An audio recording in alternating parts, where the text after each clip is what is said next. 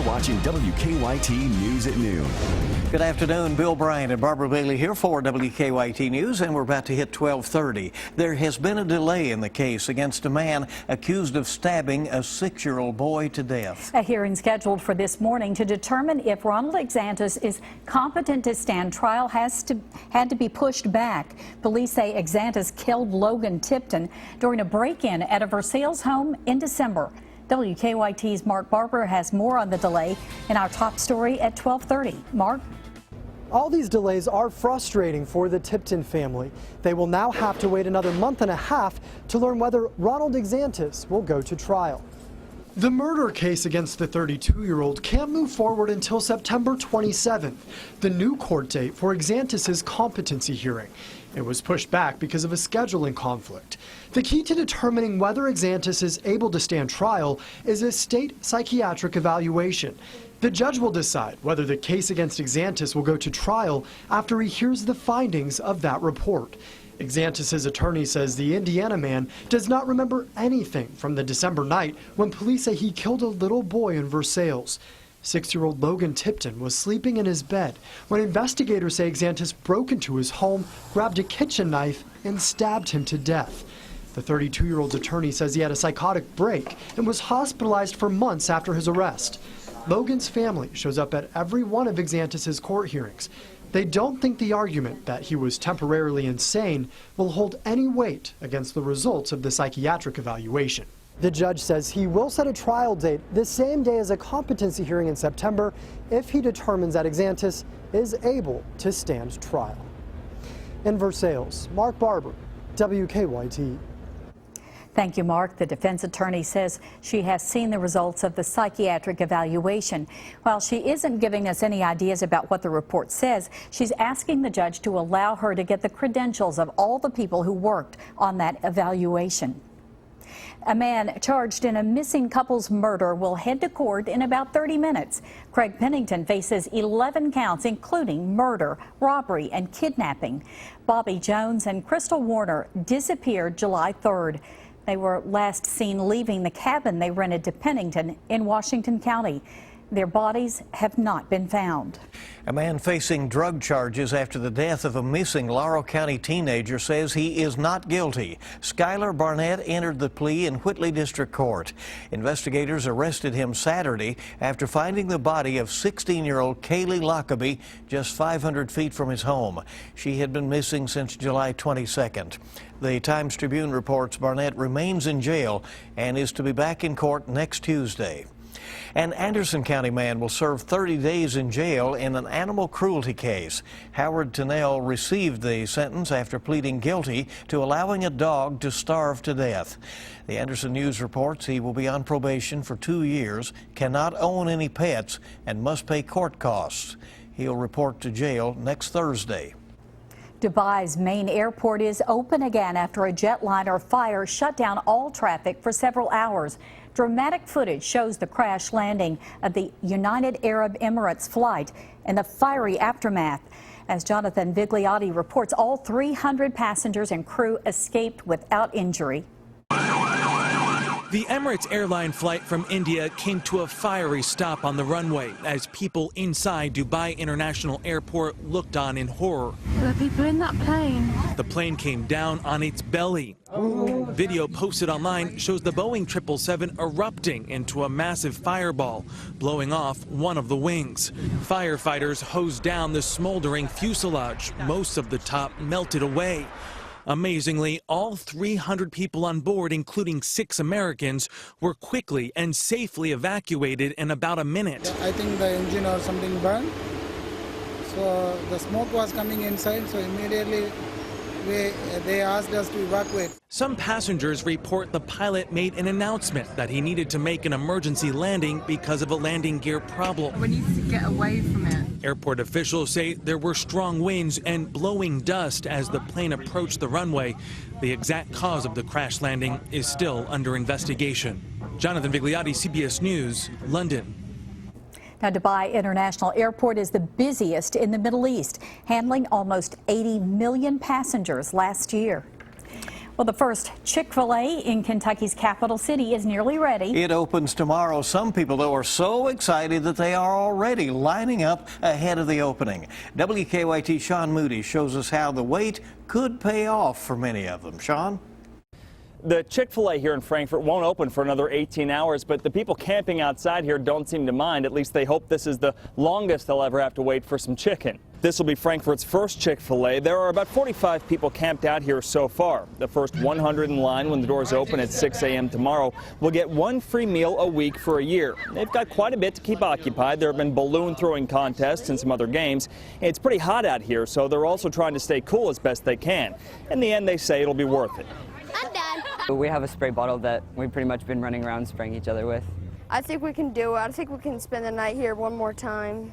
The owner out here is also collecting new and gently used children's books. Those will go to Franklin County after-school programs. In Frankfort, Sean Moody, WKYT. Sean, thank you. The restaurant is feeding the people who are lined up, by the way. Well, you can shop the world's longest yard sale this coming weekend. Vendors have started setting up along US 127 in Boyle County today.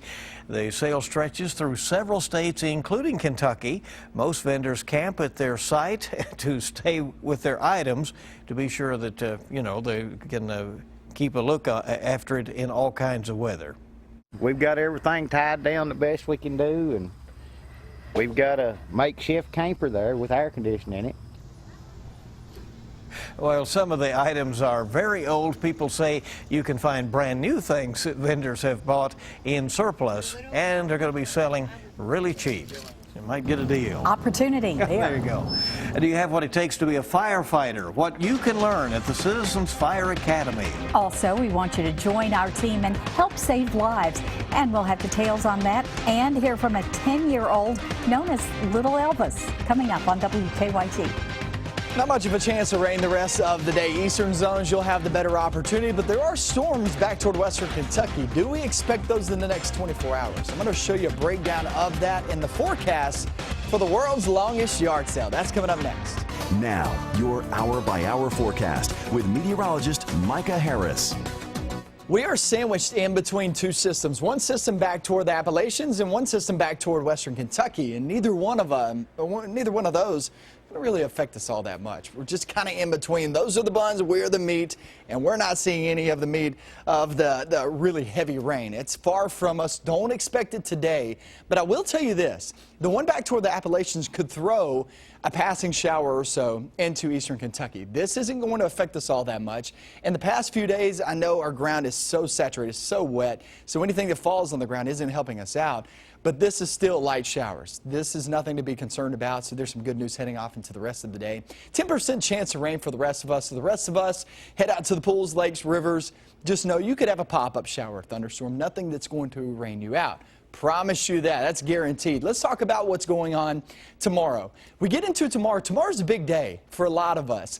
If you're working across the 127 corridor from Frankfort, work your way southbound into, say, Mercer County and all the way through Boyle, Casey, Russell, and Clinton counties, watch what happens, because this is a big day for you. You got the yard sale going on. The 127 yard sale, that stretches 690 miles of yard sales. It's perfect, if you ask me. I mean, $3 will go a long way with 690 miles. So then we get off toward the afternoon and look at noontime. Still nothing going on, right?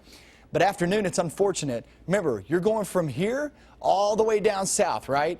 And that's when you start to see some of this rain move on in. And it could be heavy rain, too. So it's one of those times tomorrow that you need to know that once you put that out in the yards, once you get it ready to go, heads up for a few rumbles of thunder. And you got to keep up to date with us as well as we go through the day. I'll keep you updated on Twitter, Facebook, and here on air.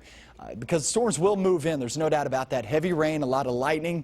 That's going to be the main story as we track off through your afternoon tomorrow, especially for that 64 corridor in southbound, and that's going to be a problem there for that 127 yard sale. Let's break down the rest of the days for you. So a few storms for tomorrow, and that's mainly afternoon hours, anywhere from, I would say, 1 p.m. to about 7 or 8 p.m. Then we head towards your Friday. Only a storm or two on Friday. Friday looks like the drier day, out of the 3. Weekend, yeah, it looks like a higher percentage on Saturday as opposed to Sunday. Sunday looks fairly dry too. So the 2 rainy days that I see for you guys on 127 corridor is going to be tomorrow and also sitting there on Saturday. Once we hit Friday and Sunday, those 2 days are probably the days that you get a lot more traffic and a lot more sales going on. 7-day forecast, there is the look, only a slight chance the rest of the afternoon. And then we hit that Thursday, Friday, Saturday. That's when we start to see some of those storms move on in. And remember, heavy downpours could lead to some flash flooding. Got to be watching out for that. Even though this isn't a huge, massive rain, it's enough to possibly cause some You'll problems. keep us posted about Absolutely. it. You will. Right. Well, this has been the drill last couple of weeks, you know. Yes, All right. unbelievable. And we hope you'll keep it right here. Roll up your sleeves and help save lives for people in central Kentucky. How you can be a part of the WKYT Blood Drive. Stay with us. Welcome back to WKYT News. WKYT and the Kentucky Blood Center are teaming up to save lives. The WKYT Blood Drive is going to be held here at our studios at the end of the month. Martha Osborne with Kentucky Blood Center is here with details. Welcome. Always glad to have you out here. Thank you. Appreciate it very much. Before we get into the drive that's coming up, we're watching this story very carefully down in Miami. 15 confirmed cases of Zika now transmitted by mosquitoes. You're keeping an eye on that. Well, you know, that's something we've been keeping an eye on all summer because it does potentially have the potential to impact the blood supply. We have been recommended to defer donors who have traveled to that area of Miami until they have been home for 28 days. So if you visited that area, you really shouldn't try to donate for the next 28 days. But definitely it's that area. It is the first time that we have had to do that within the continental United States. So it's a very unique situation. But certainly underscores the need for other people to come on in and give blood. I know you need that. We're always happy to join forces with you. Talk about this year's blood drive. Well, we're very excited about it, and we really appreciate the partnership with WKYT. We will be here on August 31st, 11 a.m. to 7 p.m. all day. We'll have buses out in the parking lot. We'll have special food. We will have drawings. This summer's giveaway is a 2016 Toyota Tacoma 4x4, biggest prize ever. And we'll have a prize of tickets to the Red, White, and Boom Festival as well.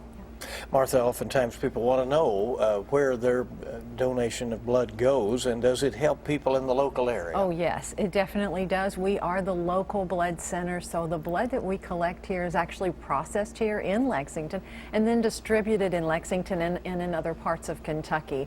And so we think that's an important thing to talk about, is we want you to give local and live local. As people come out here to join forces with us, how long should they allow for it, and anything they need to keep in mind before coming out? Well, you know, we like them to have a good rest the night before and eat well and be hydrated. Let them plan about an hour for the whole process. They can go to kybloodcenter.org and actually schedule an appointment if they would like to, or just drop in. We'll be happy to take drop-ins. And if you don't know if you can give us a call or come on by and we'll figure it out. All right, very good. And, very important. So people need to at least check on whether they're able to help Definitely. out. Thank you for coming. Thank you. We look forward to it. Thank you. Coming next, you can get a behind-the-scenes look inside the Lexington Fire Department and see what it takes to be a firefighter. Details about the Citizens Fire Academy next on WKYT. Welcome back to WKYT News. Have you ever wondered what it would really be like to be a firefighter? Well, now's a chance that you can get an inside look at the Lexington Fire Department. Firefighters Todd Holman and Kyle Branham are here with details about the Citizens Fire Academy.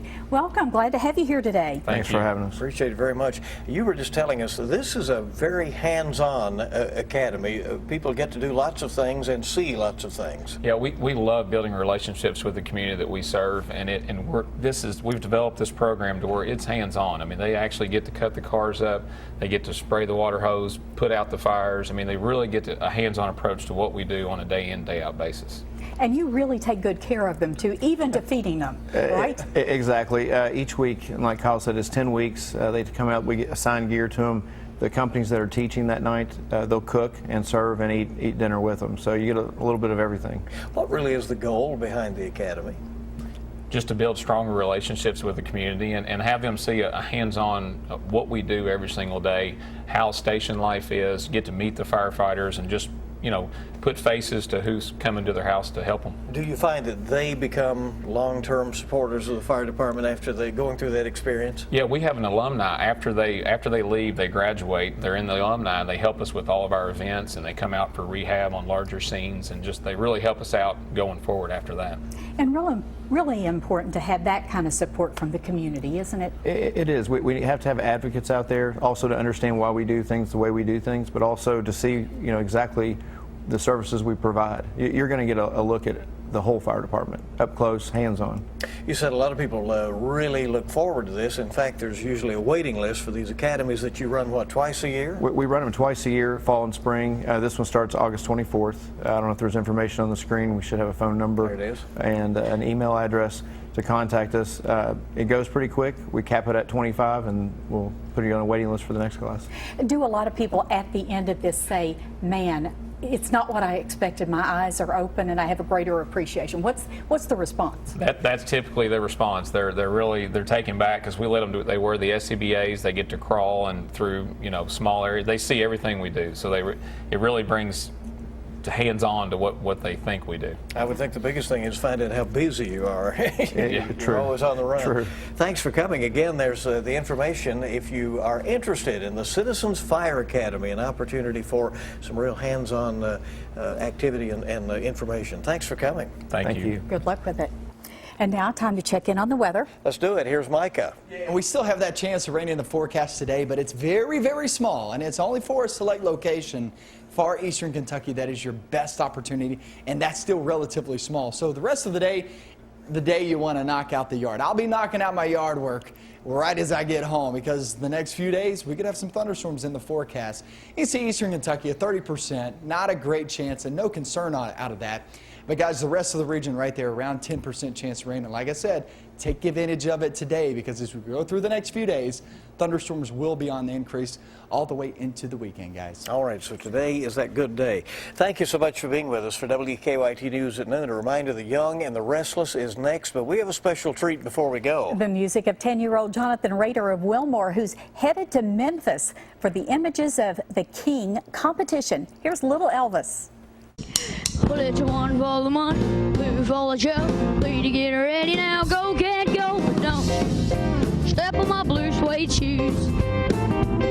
Well, you can do anything but lay off of my blue suede shoes. Well, you can knock me down, step on my face, planting my name all over the place. Do anything that you want to do, but honey, lay off of my shoes. Now don't you step on my blue suede shoes. Well, you can do anything but lay off of my blue suede shoes. Let's go, cat, go. Now we're rocking.